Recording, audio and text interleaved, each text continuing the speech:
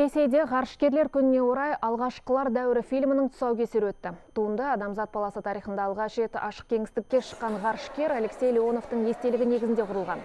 Мемориалдық мұражайда өткен шараға Қазақстанның Ресейдегі елшісі Иманғали Тасмағамбетов қатысты. Жиында сөз алған елші екі елдің ғарыш саласында да ынтымақтастықты дамытып отырғанын жеткізді. Сондай көрсетілім алдында фильм продюсері Тимур Бекмамбетов қазақстандық студенттермен және қазақ диаспорасымен кездесу өткізді. День космонавтики. Ғарышкерлер күні біздің ел үшін де маңызды. Байқоңыр бұл Қазақстан мен Ресей арасындағы стратегиялық ынтымақтастықтың бір бөлігі.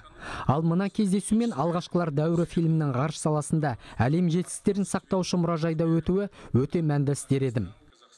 Мне очень-очень захотелось сделать так, чтобы миллионы людей эту историю услышали. Фильмді түсіру арқылы мен тарихты миллиондаған адам естісе деп едім. Оған 3,5 жыл уақытым кетті. Бірақ мені алға қарай жетіліп, жетістікке жеткізген осы адамға деген ыстық сезімім мен таңданысым болды.